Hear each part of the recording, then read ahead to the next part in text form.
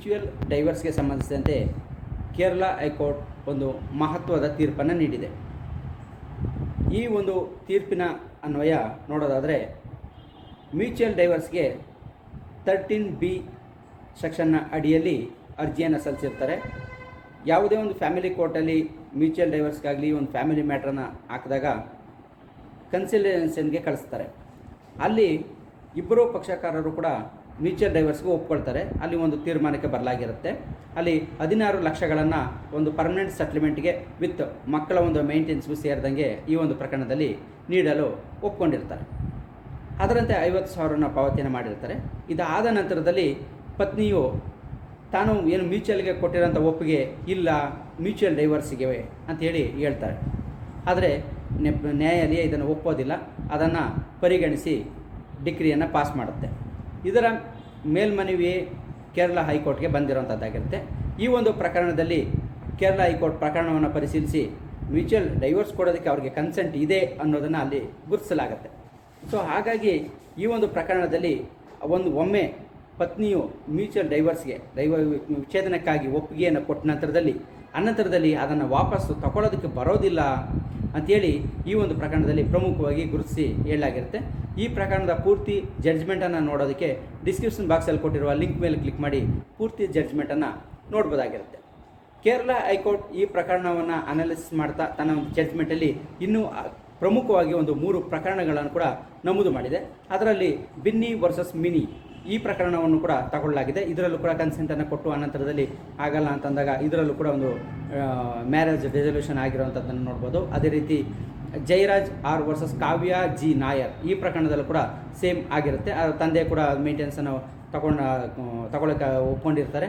ಆನಂತರದಲ್ಲಿ ಕನ್ಸೆಂಟನ್ನು ಆಕೆಯನ್ನು ಕೂಡ ಕೊಟ್ಟಿರ್ತಾರೆ. ಆನಂತರದಲ್ಲಿ ಕೊಡ್ಲಿಕ್ಕೆ ಬರಲ್ಲ ಅಂತಂತೇಳಿ ಇದು ಮಾಡಿದಾಗ ಇದರಲ್ಲೂ ಕೂಡ ಮ್ಯಾರೇಜ್ ರೆಸಲ್ಯೂಷನ್ ಆಗಿರುವಂಥದ್ದನ್ನ ನೋಡ್ಬೋದಾಗಿರುತ್ತೆ. ಹಾಗೆಯೇ ಬಾಂಬೆ ಹೈಕೋರ್ಟ್ನ ಇನ್ನೊಂದು ಪ್ರಕರಣವನ್ನು ಕೂಡ ಈ ಒಂದು ಜಡ್ಜ್ಮೆಂಟಲ್ಲಿ ನಮೂದು ಮಾಡಲಾಗಿದೆ. ಅದು ಪ್ರಕಾಶ್ ಅಲುಮಾಲ್ ಕಾಲಿಂದಾರಿ ವರ್ಸಸ್ ಜಾನ್ವಿ ಪ್ರಕಾಶ್ ಕಾಲಿಂದಾರಿ ಈ ಒಂದು ಪ್ರಕರಣವನ್ನು ಕೂಡ ಪ್ರಮುಖವಾಗಿ ನಮೂದು ಮಾಡಲಾಗಿದೆ. ಈ 3 ಪ್ರಕರಣಗಳ ಲಿಂಕನ್ನು ಕೂಡ ಕೆಳಗಡೆ ಡಿಸ್ಕ್ರಿಪ್ಷನ್ ಬಾಕ್ಸಲ್ಲಿ ಕೊಡಲಾಗಿದೆ. ಇದನ್ನು ಕೂಡ ಕ್ಲಿಕ್ ಮಾಡಿ ನೋಡ್ಬೋದಾಗಿರುತ್ತೆ. ಅಥವಾ ಈ ಒಂದು ಎಲ್ಲ ಪ್ರಕರಣಗಳ ಪೂರ್ತಿ ಜಡ್ಜ್ಮೆಂಟನ್ನು ಮತ್ತು ಡೀಟೇಲ್ಸನ್ನು ನೋಡಲಿಕ್ಕೆ ಮತ್ತು ಹೆಡ್ ನೋಟನ್ನು ನೋಡಲಿಕ್ಕೆ hallcourtreporter.com ಈ ಒಂದು ವೆಬ್ಸೈಟ್ಗೆ ಹೋಗಿ ಕೂಡ ಈ ಎಲ್ಲ ಪೂರ್ತಿ ಜಡ್ಜ್ಮೆಂಟ್ಗಳನ್ನು ನೋಡ್ಬೋದಾಗಿರುತ್ತೆ.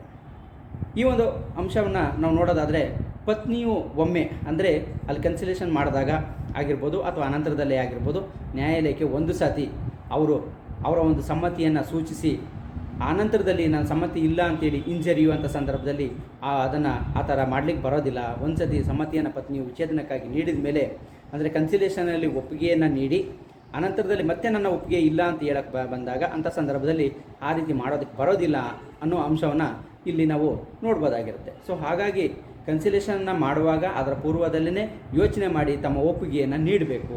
ಅಥವಾ ಮ್ಯೂಚುವಲ್ ಡೈವರ್ಸ್ಗೆ ಕೊಟ್ಟು ಅನಂತರದಲ್ಲಿ ಕನ್ಸಿಲೇಷನ್ ಹೇಳಿಕೆಯನ್ನು ಕೊಡಬೇಕಾದ್ರೂ ಕೂಡ ಅಲ್ಲಿ ತಮ್ಮ ಒಂದು ವಿವೇಚನೆಯನ್ನು ಇಲ್ಲಿ ನೋಡಬೇಕಾಗಿರುತ್ತೆ. ಹೋಗುಗಳ ಬಗ್ಗೆ ಮೊದಲೇ ಡೈವರ್ಸ್ಗೆ ಅಪ್ಲೈ ಮಾಡುವಾಗಲಿ ಅಥವಾ ಮ್ಯೂಚುವಲ್ ಡೈವರ್ಸ್ಗೆ ಅಪ್ಲೈ ಮಾಡುವಾಗಲೇ ಆಗಲಿ ಅದನ್ನು ಪರಿಪೂರ್ಣವಾಗಿ ಯೋಚನೆ ಮಾಡಿ ಹೆಜ್ಜೆಯನ್ನು ಇಡಬೇಕಾಗಿರುತ್ತೆ. ಅಥವಾ ಇದಕ್ಕೆ ಸಂಬಂಧಪಟ್ಟಂತೆ ಕಾನೂನು ತಜ್ಞರ ಅಥವಾ ವಕೀಲರ ಒಂದು ಸಲಹೆಯನ್ನು ಪಡ್ಕೊಂಡು ಆ ಒಂದು ಪ್ರಕರಣಗಳಲ್ಲಿ ಕಾಲಿಡುವಂಥದ್ದು ಉತ್ತಮವಾಗಿರುತ್ತೆ. ಸೊ ಏಕಾಏಕಿ ಒಂದು ಒಪ್ಪಿಗೆಗಳನ್ನು ಕೊಡುವಂಥದ್ದು ಅನಂತರದಲ್ಲಿ ನನಗೆ ಒಪ್ಪಿಗೆ ಇಲ್ಲ ಅಂತ ಮನಸ್ಸನ್ನು ಬದಲಾಯಿಸುವಂಥದ್ದು ಅಥವಾ ನಿರ್ಧಾರಗಳನ್ನು ಬದಲಾಯಿಸುವಂಥದ್ದು ಈ ರೀತಿ ಮಾಡೋದಕ್ಕಿಂತ ಒಮ್ಮೆ ಯೋಚನೆ ಮಾಡಿ ಈ ನಿರ್ಧಾರಗಳನ್ನು ತಗೊಳ್ಳುವಂಥದ್ದು ಕೌಟುಂಬಿಕ ಒಂದು ಪ್ರಕರಣಗಳಲ್ಲಿ ಪ್ರಮುಖವಾದದ್ದು ಅಥವಾ ಮುಖ್ಯವಾದದ್ದು ಆಗಿರುತ್ತೆ. ಸೊ ಹಾಗಾಗಿ ಈ ರೀತಿ ಒಂದು ಕೆಲವೊಂದು ಸಂದರ್ಭಗಳ ಆಗುವಂಥದ್ದಕ್ಕೆ ಇದೊಂದು ಪ್ರಮುಖವಾದಂಥ ಒಂದು ಪ್ರಕರಣ ಆಗಿರುತ್ತೆ. ಹಾಗಾಗಿ ಈ ಪ್ರಕರಣದ ಪೂರ್ತಿ ಅನಾಲಿಸಿಸನ್ನು ಮತ್ತು ಡಿಸ್ಕ್ರಿಪ್ಷನ್ ಬಾಕ್ಸಲ್ಲಿ ಕೊಟ್ಟಿರೋ ಲಿಂಕ್ ಮೇಲೆ ಕ್ಲಿಕ್ ಮಾಡಿ ಪೂರ್ತಿ ಇದನ್ನು ನೋಡ್ಬೋದಾಗಿರುತ್ತೆ. ಕಾನೂನಿನ ಅರಿವು ಎಲ್ಲರಿಗೂ ಸಿಗಬೇಕು. ಹಾಗಾಗಿ ಈ ವಿಡಿಯೋನ ಎಲ್ಲರಿಗೂ ಶೇರ್ ಮಾಡಿ. ನಮ್ಮ ವಿಡಿಯೋ ನಿಮಗೆ ಇಷ್ಟ ಆಗಿದ್ದರೆ ಲೈಕ್ ಮಾಡಿ. ನೀವು ಇನ್ನೂ ಸಬ್ಸ್ಕ್ರೈಬ್ ಆಗಿಲ್ಲ ಅಂದರೆ ನಮ್ಮ ಒಂದು ಚಾನಲ್ಗೆ ಸಬ್ಸ್ಕ್ರೈಬ್ ಆಗಿ.